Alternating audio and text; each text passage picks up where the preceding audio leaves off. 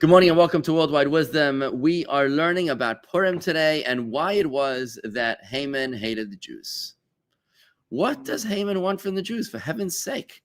Why would this Persian tyrant decide that the Jews are worthy of genocide?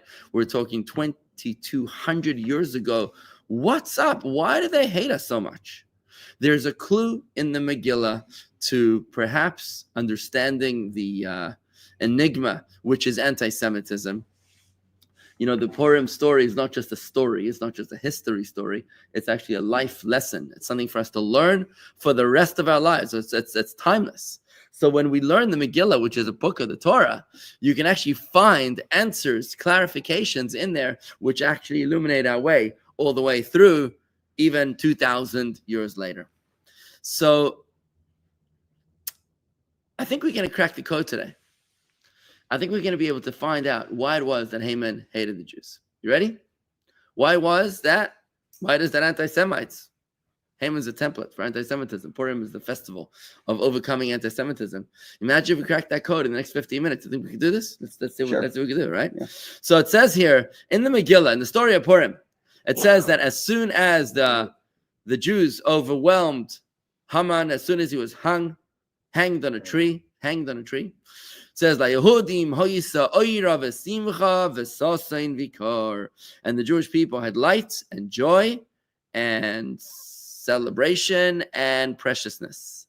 The Gemara in Megillah, Megillah explains what do these words mean? We actually say them every Saturday night during the Havdalah ceremony. What do they mean? They refer to 4 mitzvahs that Haman was hell-bent in uprooting. There were 4 mitzvahs that bothered the living daylights out of Haman, and these were the ones that now were able to be reinstituted as soon as Haman was hanged on the tree. What were these 4 mitzvahs? The Gemara explains. Oira, light, is referring to Torah. Simcha, joy, is referring to Yantiv, Jewish festivals. Sasain, which is celebration, is referring to the covenant of the bris. And finally, Vikar, preciousness, is referring to tefillin. These 4 mitzvahs, the Gemara explains, Torah, Yantiv, bris, and tefillin, were the 4 mitzvahs that the Jewish people were able to reinstitute once Haman was hanged, because these were the 4 mitzvahs that were the reason for the Purim proposed genocide. What was the 4th one again? The 4th one was tefillin. Tefillin, right? Why would he hate these mitzvahs? Why would these be a problem for Haman, these 4 mitzvahs? So the Rabbi, it's actually the Maharsha, the commentary of the Gemara, explains that the reason why these 4 mitzvahs were those hated by Haman is because they represent a sign between God and the Jewish people. Each of these 4 mitzvahs represents a sign. And that's what bothered the living daylights out of Haman about the Jews, because he couldn't stand the fact that the Jewish people were special. And the fact that there was a sign that marked the specialty of the Jewish people and their relationship with God, each one of these signs were particularly disturbing and triggering to Haman, and therefore, each one of these, the Torah, the Yantivs, the bris, and the tefillin, were the 4 mitzvahs that he simply was unable to stomach. Now, the Rebbe asks an interesting question. You know, the Rebbe says, if you're going to look for something that makes the Jewish people special, then you should do something we should look for something which is unique to the Jews, that has no parallel amongst the Gentiles, right? And that's going to be something unique to the Jews. When you find something which is a Jewish practice, something like, I don't know, there's got to be something that we Jews do that nobody else does, right? And when you find that, that's going to represent something which is unique about the relationship between Jewish people and God, right? But these 4 mitzvahs, they are all present amongst the nations. Think about it. All 4 of these mitzvahs are present amongst the nations. How? When it comes to Torah, what's Torah? Torah is a book of wisdom. The nations of the land, they also have plenty of books of wisdom.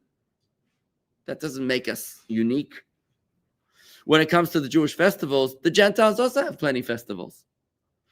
When it comes to the bris, many Gentiles give themselves a bris.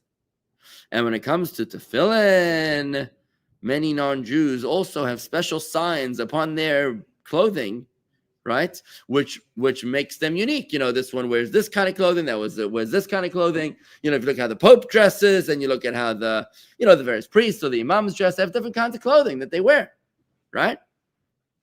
So how, therefore, are these 4 signs, which are all represented as well in the Gentiles, how are they unique to the Jewish people? Why would these 4 signs be the ones that bother Haman? Yes, Bob?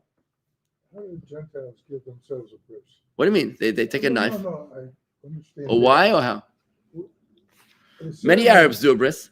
Many Christians do a bris. I mean, they do a circumcision, really. What? They circumcise women, young children. Okay, I don't know about women's circumcisions. That's already getting into a whole different department. But at least the men get circumcised like the Jews. So what's medical circumcision? Yeah, they do a medical circumcision. Okay, so it's just a physical act. Yeah, it's a physical act, right? But here the Rabbi explains. The real reason behind. The Rabbi is digging deeper, and he identifies the real reason about the specialness of the Jewish people. See, the Rabbi explains that the specialness of the Jewish people is not going to be manifest in something which is unique to the Jews that has no parallel amongst the Gentiles. What's going to make the Jews special is when we do something which the Gentiles also do, but the way we do it is very different, because the way we do it is actually holy.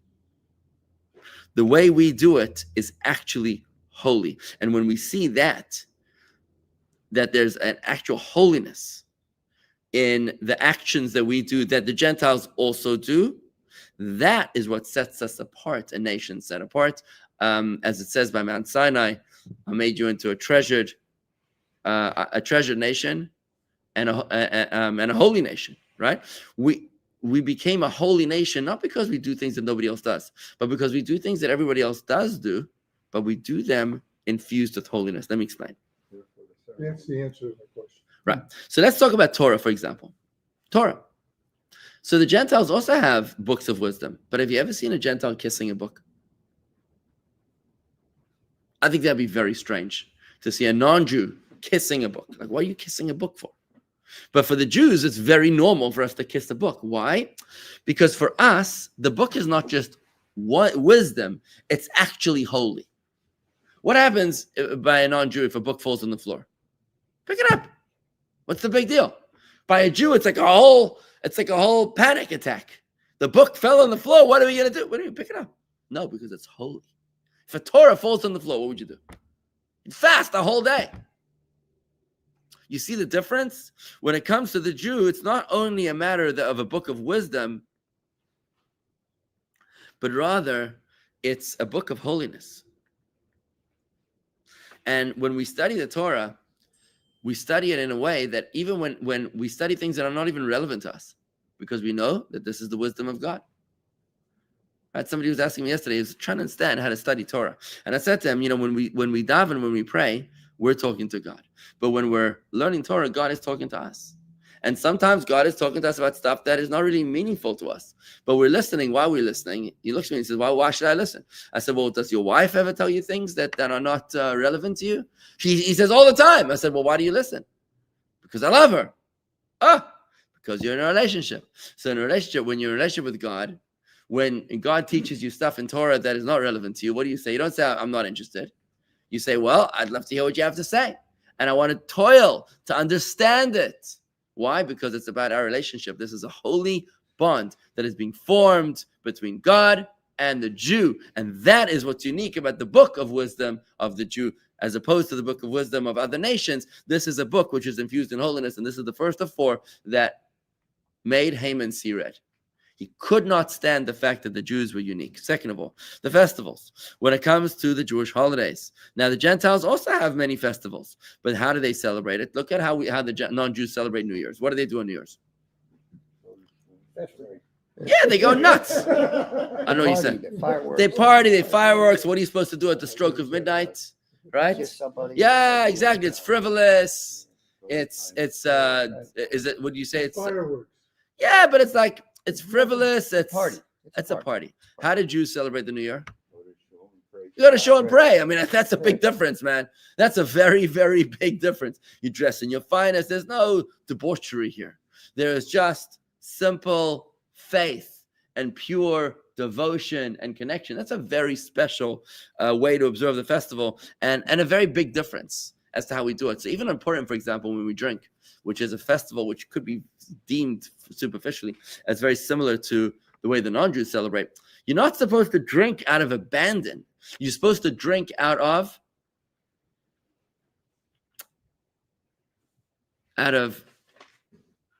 commitment to God. You're supposed to drink in order to rise to higher consciousness. Can you imagine doing that? Can you imagine drinking in order to overcome your inhibitions so that you allow your soul to shine without inhibition?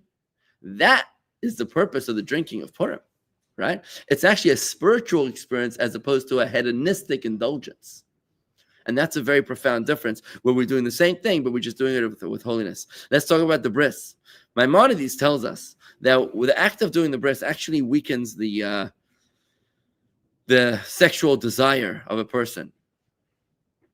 And that's why when non-Jews, Maimonides says, when non-Jews do a bris, do a circumcision, they're unhappy about it. But when Jews do a bris, we're actually happy about it.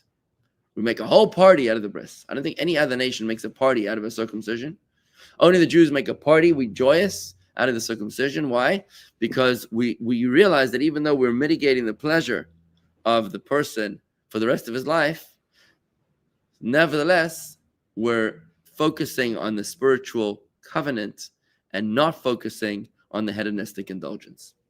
And that's a third example of what bothered Haman when it comes to the bris. Now, people often translate the bris as a circumcision. It doesn't mean a circumcision. A bris does not mean a circumcision. The word bris translates as a covenant. Oh, Rabbi, I don't need to do a bris. The doctor's going to do a bris in the hospital. I'm like, how can the doctor do a bris? Yeah, he's a pediatrician. He's gonna cut the foreskin. I said, that's a surgical procedure. That's not a bris. A bris is a covenant with God. It involves certain blessings. It involves certain spiritual preparation, certain spiritual context. It doesn't happen in a vacuum. It doesn't happen by just any guy with a knife. It's got to be a rabbi. It's got to be a mohel. There's got to be a sandik, right? That's how we do a bris. It's a holy experience. It's not just a surgical procedure. Finally, the tefillin, with other nations who dress themselves, adorn themselves with various garments, what they do is they wear beautiful garments. So if you're going to wear something different, you might as well wear gold and diamonds, the king, the queen, they wear pretty stuff. But what do the Jews wear to make themselves different? We wear black straps. We wear black boxes. It's not exactly pretty, right? Because what are we focusing on? We're focusing on the fact that inside of these black boxes is Shema Yisrael, is a declaration of Jewish affirmation.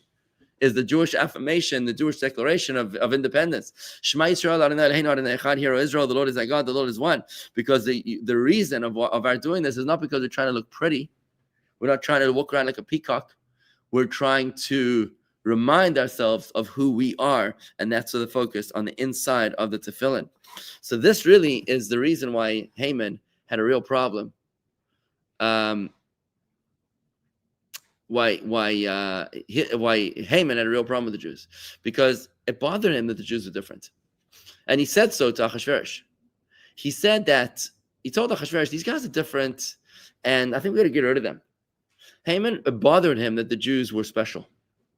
There's a beautiful story of two boys who were playing. The one of them was the younger one was the future Rebbe of Chabad, the fourth Rebbe of Chabad, Rabbi Shmuel, and his older brother. They were playing in the backyard, and the older brother was shorter than the younger brother. So the older brother pushed his younger brother into a ditch. Right?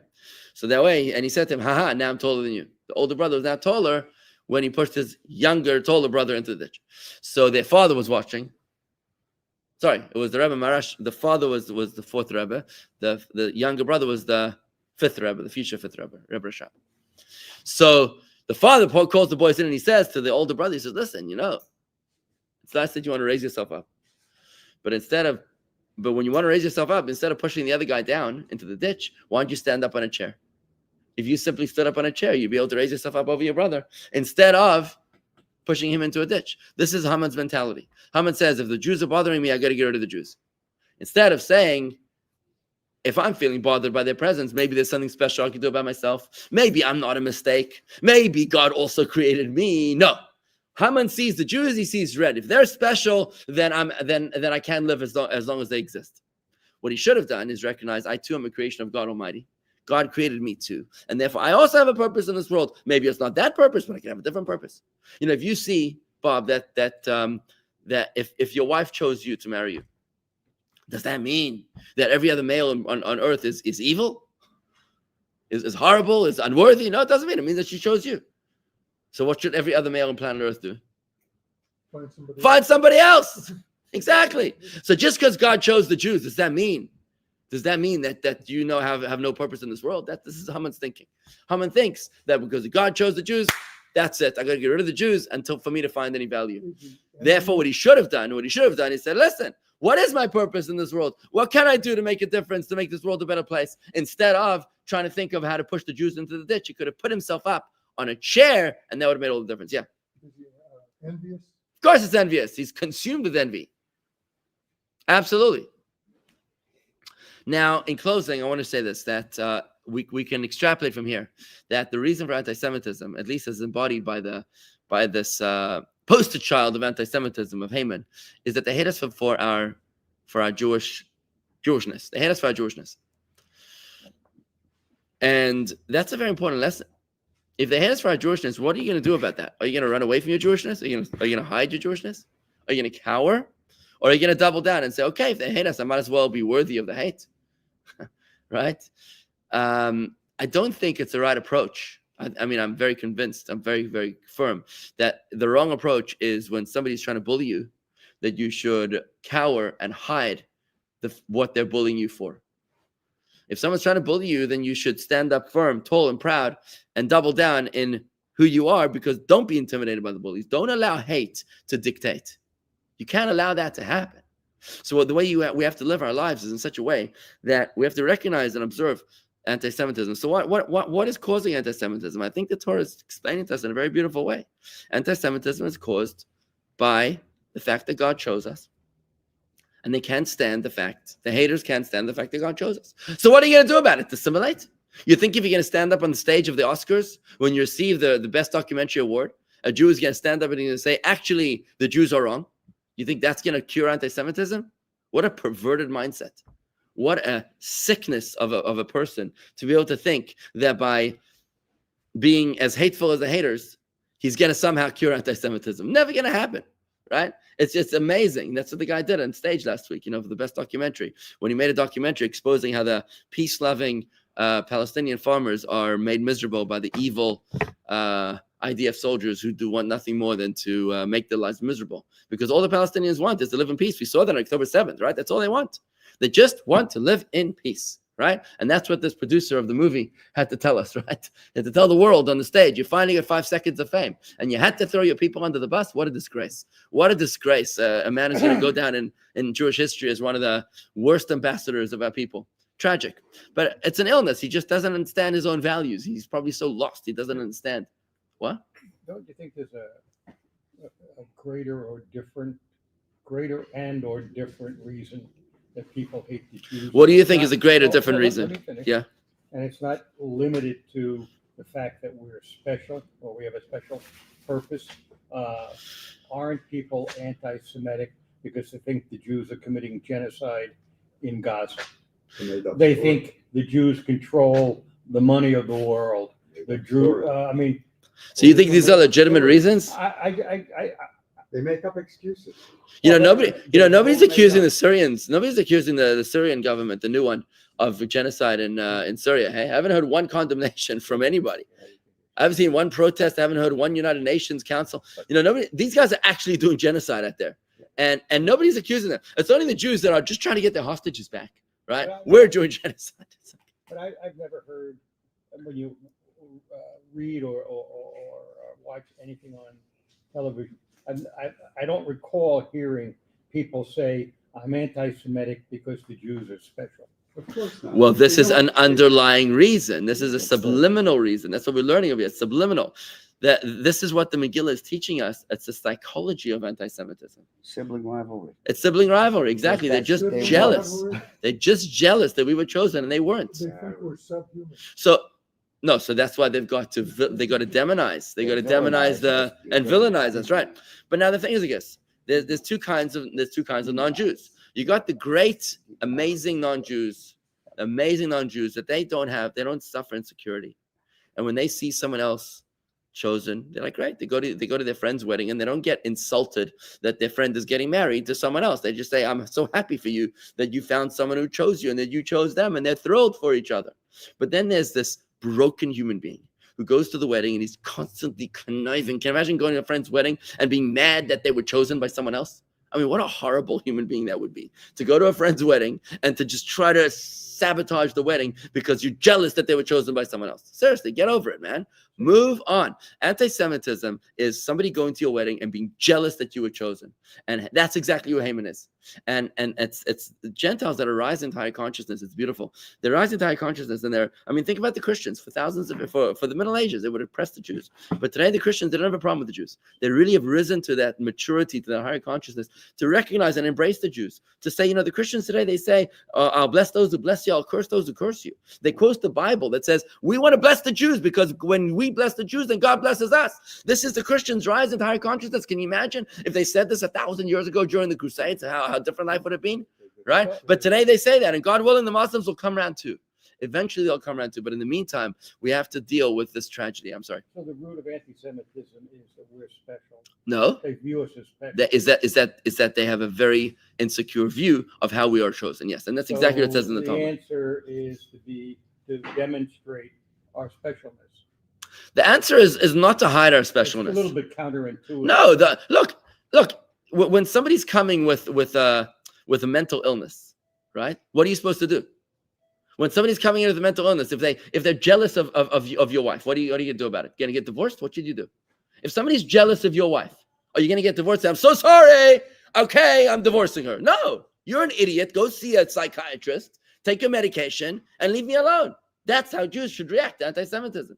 You're jealous that I was chosen by God. I'm not divorcing God. You need a psychiatrist. You need to go get a hobby, find some friends. Maybe you should smoke something, relax. Take it easy and leave me alone. But I'm not going to get divorced just because you're jealous of my wife, right? And that, my friends, is a wrap.